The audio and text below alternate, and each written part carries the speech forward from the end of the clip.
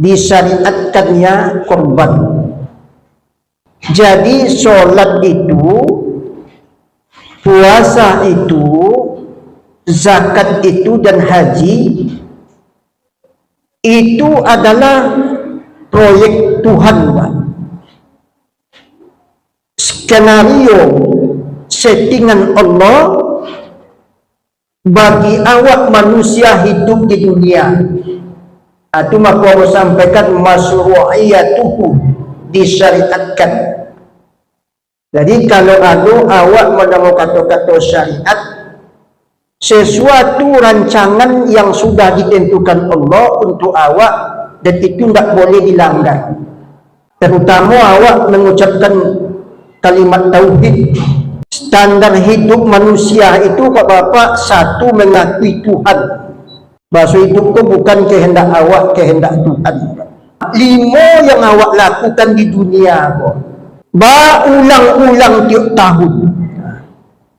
Jadidu imanakum, 1, awak pelok iman tu diulang-ulang. 1. Yang kedua, melakukan solat yang 5 kali sehari semalam. Kalau apa-apa lagi sehat badan tu, yang diperbanyak sembahyang, Pak. Ustaz, mana elok ambo berzikir, membaca Al-Quran, baca doa, bergotong royong daripada solat? Tingkat yang paling tinggi itu sembahyang, Pak. Oh, yang lain itu bukan ditinggalkan, indah. Yang paling tinggi puncaknya adalah solat. Sembahyang sunat rawatib, sembahyang duha. Awak itu yang tak bisa, Pak. Sembahyang duha awak kini, besok pagi awak lah balik. Jadi timpang tinggi waktu tu awak hendak komitmen awak. Puasa Ramadan, kemudian zakat dan haji. Yang korban iko inyo menempel kepada haji, yang tugas pokok awak 5. Sudah awak mengucap kalimat syahadat, sembahyang, puasa, zakat, maka bangkitlah awak kamoka. Kok dapat kamoka kok tiap tahun? Uang yang lapona kamoka, ada berat kemungkinan inyo akan bertemu dengan Tuhan. Kalau tidak bisa awak pergi haji, usahakan pergi umroh. Apa itu Ustaz? Nah, kajian hikmah. Jadi awak kamoka itu pergi datang ke rumah Allah yang ada di dunia. Sebenarnya Allah tu ingin menengokkan eksistensi dirinya, zatnya tu. Cuma tak mungkin ditampung oleh alam, dibikin simbol. Itu makanya tanah haram itu disebut dengan Al-Ardul Muqaddasah, tanah suci. Apa sebabnya? Awak kalau ambil rumah di dunia, pasti tanah awak boleh hidup. Di situ Allah membangun istana. Jadi awak pergi ke Mekah itu, sebenarnya kok dapat sekali setahun, pergi datang ke rumah Tuhan. Itu makanya masuk kota Mekah itu Bapak, baju ditukar, pakaian ditukar, awak akan memasuki kawasan istana Allah di dunia, Pak. Ibu awak di muka rumahnya, labbaik Allahumma labbaik, ya Allah kami datang kepada engkau. Awak keliling rumahnya, Pak. Itu filosofisnya, Pak. Itu makanya pintu Ka'bah itu tompek multazam. Uang kayu kalau nyo magil piti ke masyarakat pasti muka rumahnya, Pak. Itu multazam, Pak. Apa sebabnya Hajar Aswad tu wak idu, wak cium? Kalau awak lama tak bosuh jo anak, tak bosuh jo orang rumah, pasti ada cipika-cipiki, Pak. Dicium anak ko, dicium lo bini awak, muah aja kan? Itu simbol, Pak. Simbol. Tu makanya awak datang, tu dia. Itu sekedar filosofis, Pak. Cuma kau sampaikan uang yang lapar nak kamuka ada husnuzon awak akan dibawa nanti menghadap menengok wajah Allah. Di dalam haji itu ada dua yang memakai kurban. Haji ketiga, Pak. Zaman Nabi tak disebut haji ketiga, cuman setelah dipilah-pilah oleh ulama ada haji ketiga. Haji tamattu, haji qiran, haji ifrad. Haji tamattu dengan haji qiran memakai kurban. Ada hewan yang awak potong ketika naik haji itu. Mana hewan yang dipotong? Unta, ya kalau kampung awak kerbau, kambing. Jadi berhubung awak indak bangkit kamuka, bagi yang tak bangkit kamuka, maka awak dianjurkan melakukan korban di kampung. Itu maka awak melakukan korban. Jadi awak dianjurkan menyembelih korban di kampung atau di rumah awak masing-masing. Satu kambing yang banyak diawak kerbau atau disebut dengan baqara, lembu, onta, ibil. Kalau onta itu berumur 5 tahun. Kalau kerbau diawak ke bapak kearifan lokal, umur berapa pantasnya kerbau itu disembelih. Kalau di Arab itu Pak Bapak, anak sekolah SD Pak, laba kumis Pak, laba jambang. Ambo kan waktu kenalan dulu juang Arab, berapa umur? Sudah 20 sekian. Terkejutnya Pak, kok masih kecil katanya. Yang tino kok, awak sangka dia punya anak bodoh Pak, tapi rupanya masih gadis Pak. Jadi bawaan tu beda-beda. Makanya hewan sama Pak. Kepantasan inyo disembelih itu umur berapa Pak? Kisaran umur 2 tahun lah. Itu paling tidak. Musinnun laba gigi Pak. Jadi itu isyarat, dalalatul isyarat. Bukan makna taksir. Mesti 2 tahun tidak Pak. Jadi lebih kurang kepantasannya di umur berapa. Itu kalau Jawa kan kerbau. Sudah itu kambing, kibas atau syatun. Umur berapa kepantasannya bisa disembelih Pak. Cuman yang banyak berlaku di awak lebih kurang umur kambing itu melebihi 1 tahun. Berlaku 1 kerbau itu jumlahnya 7 orang. Kalau hadis daripada Jabir itu 1 onta itu 10. Kalau dari Ibnu Abbas jumlah 1 onta 7. Itu yang pakai Pak. Ustaz, kami bawa 6 yang lah lunas piti. Nyo kan bertuju Ustaz. Yang seorang pun tak cukup piti dah. Kurang pitinya. Daripada inyo mundur menyumbang kami yang bawa 6 kah? Supaya cukup piti yang ketujuh apa? Kata sebagian ustaz tak boleh dah. Jatuhnya sedekah. Jatuhnya sedekah bukan. Itu dibolehkan. Dari yang punya piti namanya sedekah menjadi hak milik bagi yang nomor 7 tadi, maka tetap jatuhnya menjadi korban. Jadi itu pendapat cuman Pak. Cuman ingat Pak Bapak, yang namanya fikih berbeda pendapat biasa, yang tak boleh mengklaim awak yang betul uang itu salah sebenarnya. Awak boleh menyumbang membantu kawan kalau tak cukup uangnya. Kemudian kambing, kambing. Kalau mazhab Hanafi, 1 kambing itu boleh awak bakawan. Cuman dia awak tak berlaku itu dah. Awak dia awak memakai pendapat satu kambing satu uang. Kecuali, dua pendapat. Kalau awak jo uang umah atau jo anak awak, boleh awak bakawan, istirok namanya. Kalau kambing. Jadi kalau pendapat yang banyak awak pakai, satu kambing untuk satu uang. Kecuali kalau yang menompang jo awak tu anak, hukum korban, hukumnya sunat. Yang bagi umat, kalau bagi Nabi wajib pak. Umat tu bid'ah kata Nabi. Wahuwa sunnatul lakum.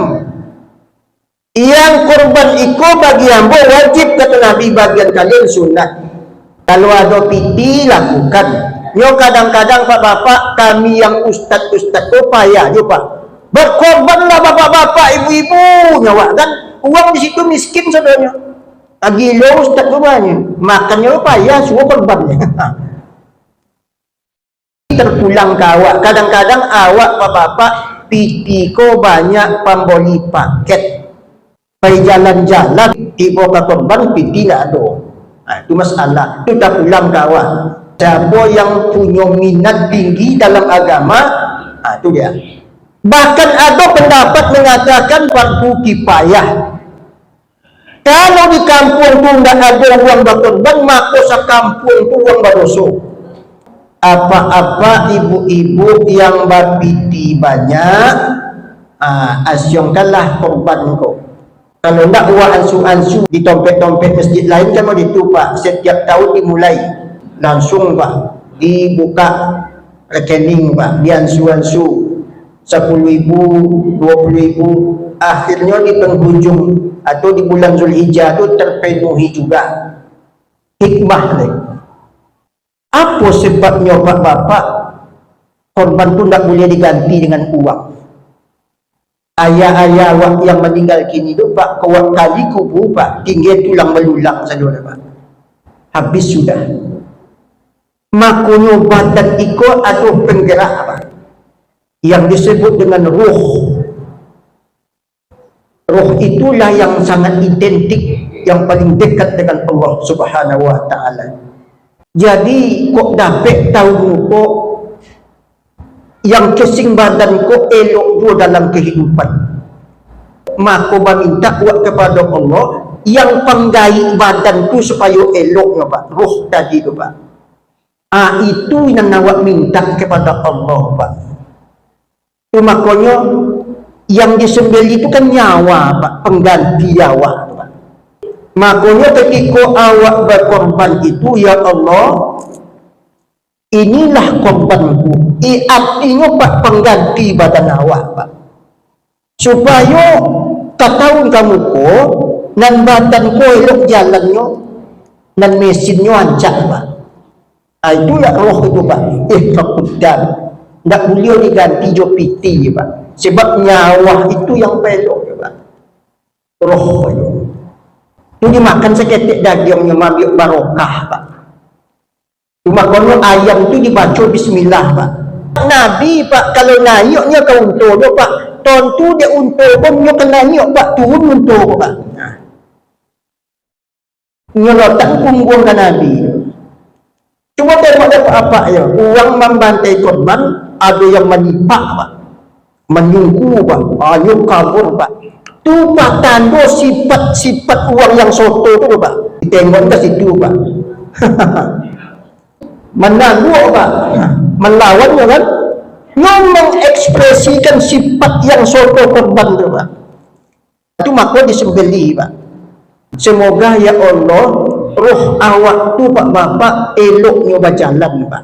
Nyo kan casing tu kan ibu dek yang tadi tu pak. Kok dapat yang menyembelih itu awak? Awak yang menyembelih kok dapat? Sebab awak yang punya pak. Nabi ini yang menyembelih. Tapi dia awak tak pandai ustaz baupan atau berwakilkan ke uang. Allahumma taqabbal hadhihi al-udhiyah. Terimalah korban ini dari si anu. Pak Amir, Pak Imran, Pak Yusron, apa sawi cik-cik kan. Apa dapat sebenarnya awak, Pak. Awak sebab awak yang punya perasaan, Pak. Kontak batinnya itu awak. Tapi tak mungkin. Itu yang dilakukan. Beliau awak meminta ketika berkorban itu sebuah taubat. Ya Allah, inilah korban kami bertujuh, terimalah korban kami dan terima juga lah ini sebagai mewakili korban sakampung. Beliau Pak. Nyogano awak kali kutuk bapak sakampung tu balai Pak. Awak berubah ndak sehat-sehat Pak. Cuba berkorban Pak. Bantai kambing seiku. Ada dulu ambo ketika di Padang Pak. Datanglah apa tu kau mambo, Ustaz. Mintu ambo sakit ndak sehat-sehat ya Ustaz. Ambo tanya, ada ndak punya utang? Tak konang dia nyoba. Inyoba nazar dua ekor kambing yang perlu dibayu-bayu Pak. Lunaskan itu dulu Pak. Sudah itu diberi kambing, termasuk ambo pemonton Pak, ke panti asuhan. Sesudah itu Pak Bapak, alhamdulillah bau sehat ya Pak. Akan aneh Pak.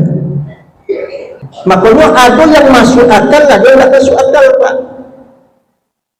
Jadi kalau tidak hati-hati awak utang piutang segala macam itu makanya kalau sakit awak dia mau minta Ustaz kok dapat sehat besok mau bantai ayam siku bawa dia nyaki makan.